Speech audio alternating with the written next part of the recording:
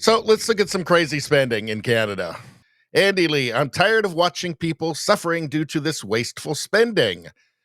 We can't get clean drinking water for First Nations residents, and people are flocking to food banks. But hey, let's spend $333,000 to decolonize the food system. What can that possibly mean?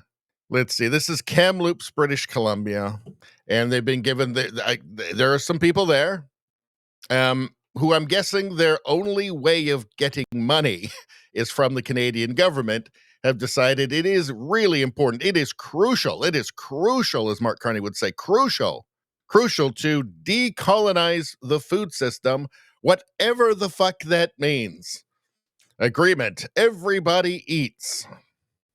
I bet you the irony is I guarantee these people are communists as well, where nobody eats, but decolonizing the food system, combating racism, of course, and building community with food. Is that like a gingerbread house or something, or like that house that like the witch lived in, made out of candy in the forest with Hansel and Gretel? I don't know if I like the way this is going. I don't know if I like this direction. Everyone eats, decolonizing the food system. What can that possibly mean exactly? Maybe we should take a deeper dive into that. Program name, it's an anti-racism action program, and the action is decolonizing the food system.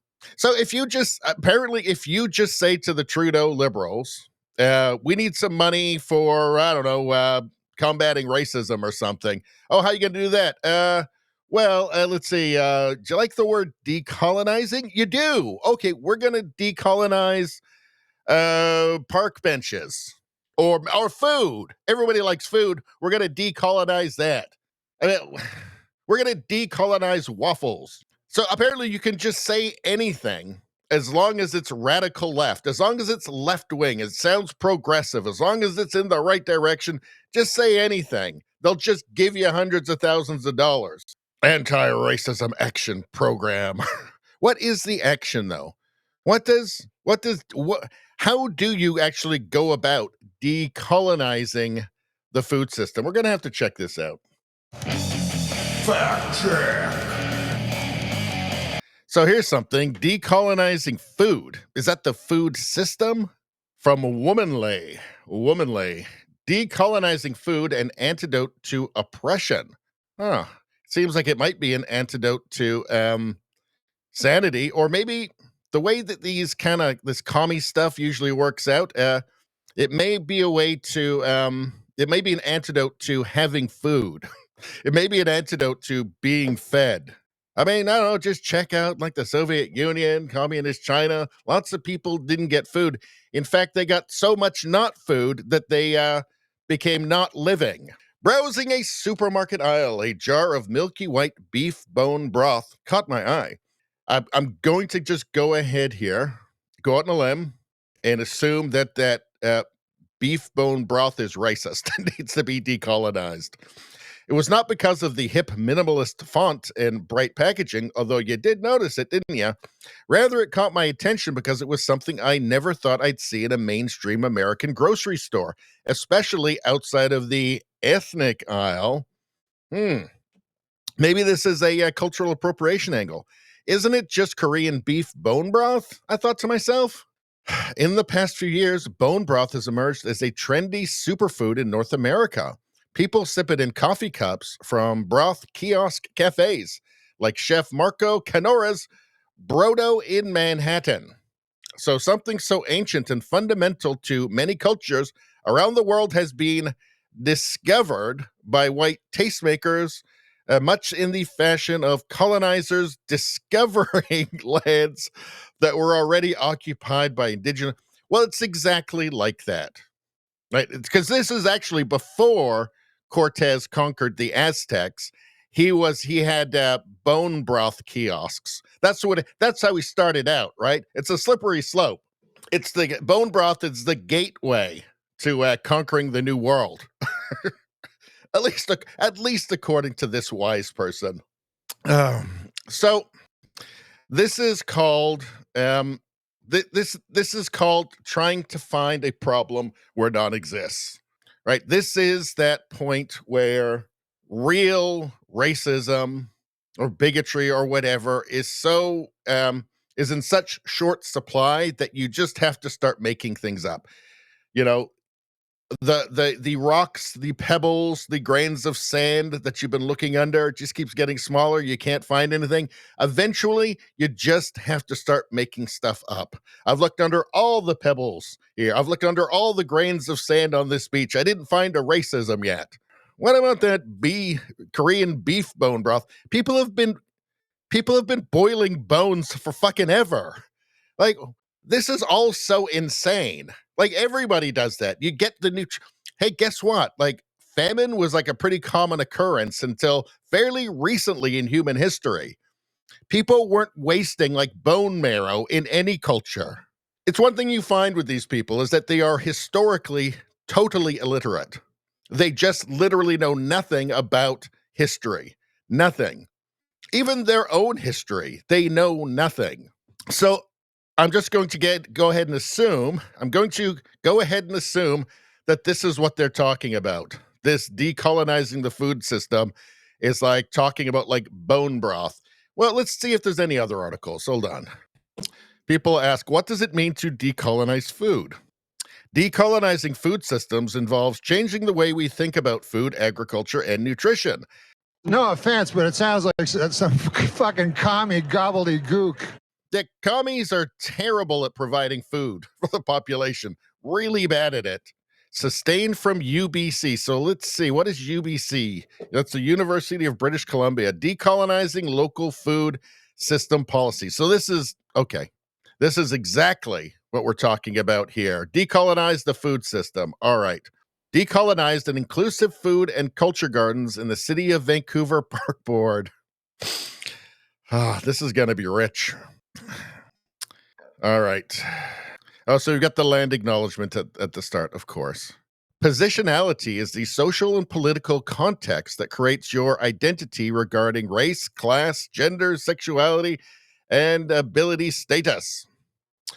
Positionality also describes how your identity influences and biases your understanding of an outlook on the world. So positionality, what it really means is a way to try and confuse you with a bunch of jumbled garbage. Try and confuse you about what a person even is, right?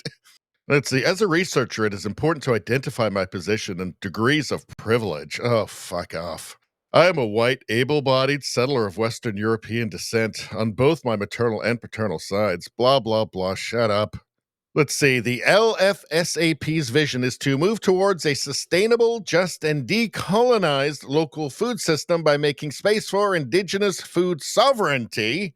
What does this mean? Increasing equitable access to food assets and services and working towards food system resiliency as part of climate action.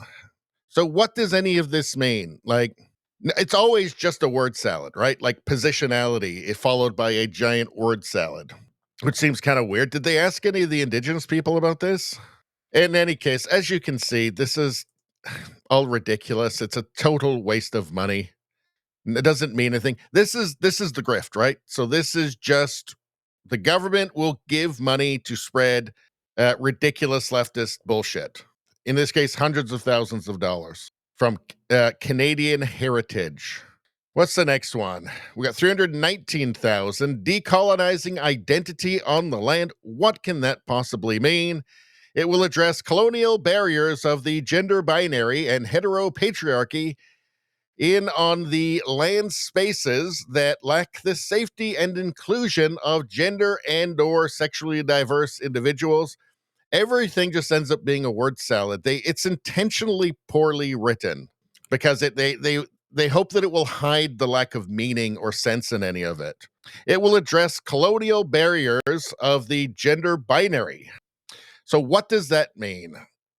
So I guess what this means is, and they say this, the leftists, they say this, the woke, they say this in their literature, right? That gender binary is a European, a white invention, along with work ethic, nuclear family, another invention of white people, according to these fucking woke lunatics. Colonial barriers of the gender binary and heteropatriarchy. Like, is it that they can't write, or they just intentionally write poorly to kind of shroud everything they do in some sort of, to try and confuse everybody? So they just go, I'll just give them the money. We don't know what it means. Heteropatriarchy in on the land spaces that lack the safety and inclusion of gender and or sexually diverse individuals. So let's say land spaces. So we could just say land in on, you could just say land or spaces. You could say spaces that are unsafe for gender diverse people or sexually diverse people. You could just say that. But look at this, how this is like, it will address colonial barriers of the gender binary and heteropatriarchy in on the land space. Like, this is just, these people, they can't even write it out properly. $319,000 for gibberish. For gibberish. Well, let's see. Organization Women and Gender Equality Canada. It seems that there's not much emphasis on the women part, and more just on about the non-gender binary and sexually diverse individuals. Women actually seem to be of very little actual concern to the left anymore. They've been abandoned for more interesting people, more interesting victims, I guess, societal victims of the patriarchy or heteropatriarchy or whatever, or the colonial gender binary. It's all total gibberish. This is just a grift. They probably are laughing their heads off when they get money for this shit. Anyway, that's all I'm going to say about that. Please like, share, and subscribe. Subscribing really helps me out. I thank you for that. I will see you next time.